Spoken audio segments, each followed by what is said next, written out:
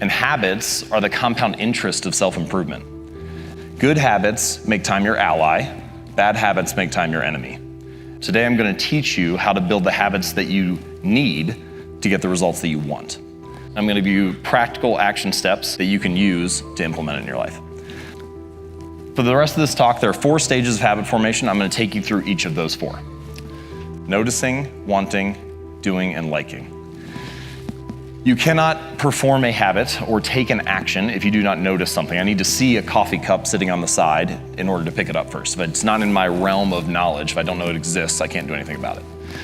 But then I need to want it. I need to want to drink coffee and pick it up. If I don't desire it or crave it, then I will not take the action. Then there's doing. You actually do the habit. And then I need to enjoy the reward. I need to enjoy drinking the coffee to repeat it again. Many people think that they lack motivation when what they really lack is clarity. They think that they need to get more motivated, that they need willpower in order to execute on a habit. If I just felt like writing, if I just felt like meditating, if I felt like working out, then I would do it. But in fact, they don't have a plan for it, and so they wake up each day thinking, I wonder if I'll feel motivated to write today. I wonder if I'll feel motivated to work out today. But instead, you can take the decision making out of it by explicitly stating when, where, and how you want to implement the habit. So you need to give your goals a time and a place to live in the world, right? Give them space on your calendar. It sounds easy to say, let's just start a plan, let's write down exactly what you should do, and then maybe you'll follow through on it. But of course, we all know that there are challenges that arise. It's not quite that easy. So here's a little strategy that I like to use to make sure you can come up with a better plan of action, and it's called a failure pre-mortem. So the way that it works is you think about the habit, the project, the goal, whatever the most important thing is that you want to work on. And I want you to imagine, fast forward 6 months from now and you failed. And then tell the story of why you failed. What happened? What challenges did you encounter? What was it that took you off course? Once you have all that stuff laid out on the table in front of you, you can start to make better choices about how to develop a plan. Core point about noticing is it's hard to change something if you're not aware of it, and one way to become more aware of the opportunity to take action is to have a specific plan for when it's going to happen.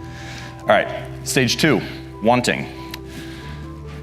One of the most overlooked drivers of habits and human behavior is our physical environment.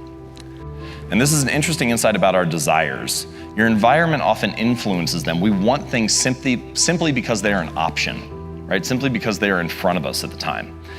You walk into any living room in America, where do all the couches and chairs face? They all look at the TVs. Like, what is that room designed to get you to do? We wonder why we sit and watch so much TV, and it's because our desires are shaped in that way.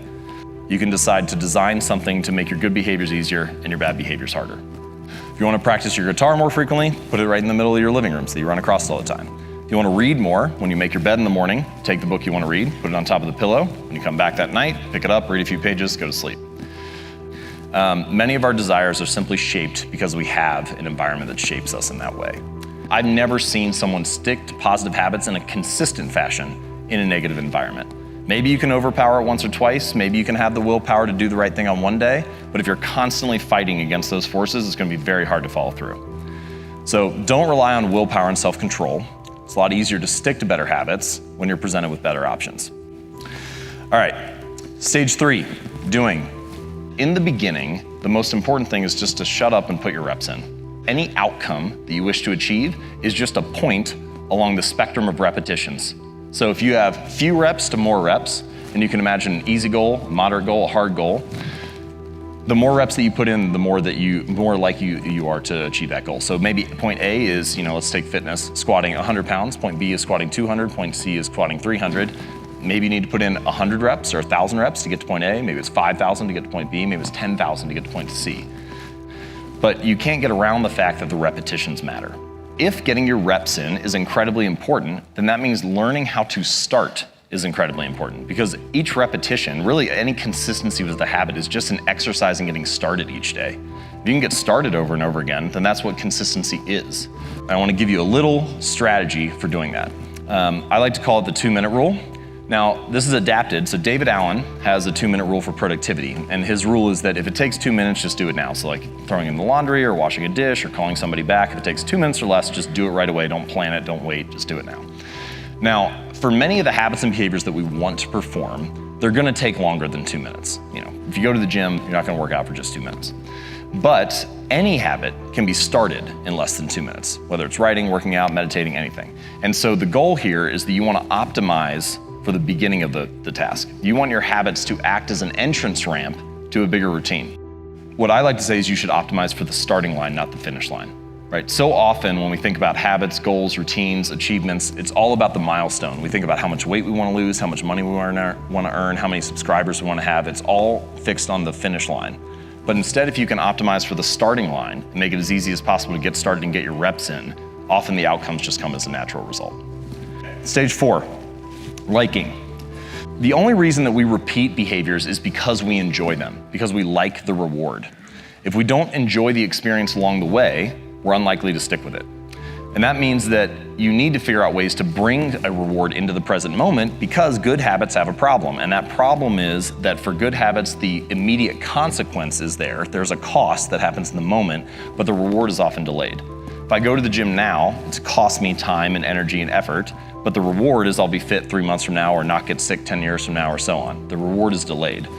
Bad habits are often the reverse. If I eat a donut right now, the benefit is it tastes great and I get a hit of sugar and it's awesome, and the consequence is delayed, right? I get overweight 3 weeks from now or 3 months from now or so on.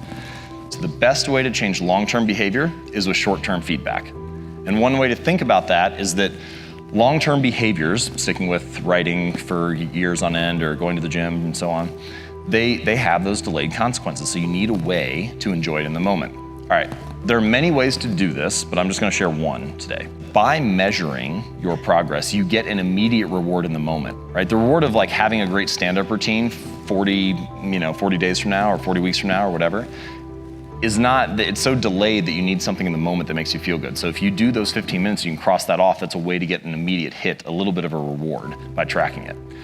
This basic strategy is very useful, and gradually, you can become someone new. With consistency and repetition, you can actually change not only your results, but actually your identity. And the reason that this is true is because the more evidence that we have for a belief, the more likely we are to believe it. So if you go to church every Sunday for 20 years, you believe that you are religious. If you study Spanish every Thursday night for 20 minutes, you believe that you are studious. The actions that you take provide evidence for who you are. And it's not that habits matter more necessarily on an individual basis. Each moment in life matters, but what ends up happening is that over the broad span of time, things that you do once or twice fade away, and things that you do time after time, day after day, week after week, accumulate the bulk of the evidence for what you believe about yourself. And so every action that you take is actually a vote for the type of person that you want to become. If you want to become someone new, then you can take a new action and begin to accumulate evidence for that identity, for that belief about yourself. And that the more votes that you cast, the more likely you are to win the election. You don't need to be unanimous. You don't have to be perfect all the time. You just need to have the body of work, right? So true change is actually not behavior change. It's not results change. It's not process change. It's identity change. The goal is not to read a book. It's to become a reader. The goal is not to write a book or write an article. It's to become a writer. The goal is not to run a marathon, it's to become a runner, to become a type of person, to develop an identity. And the way to being something or becoming someone is through doing something. So every time you sit down to write, every time you practice that habit, you are being a writer. Every time you play a sport, you're being an athlete. Every time you practice painting or music or whatever, you are being an artist. Your identity emerges out of the habits that you have. It's not just about getting you to make small changes. It's actually about getting you to believe something new about yourself, something possible about yourself. And habits are not only the method through which we achieve external measures of success, like losing weight or earning more money or meditating and reducing stress. They are also the path through which we achieve internal change and actually become someone new. They're the path through which we forge the identity that we have, the deepest beliefs we have about ourselves, our sense of self. And so if you can change your habits, you can change your life.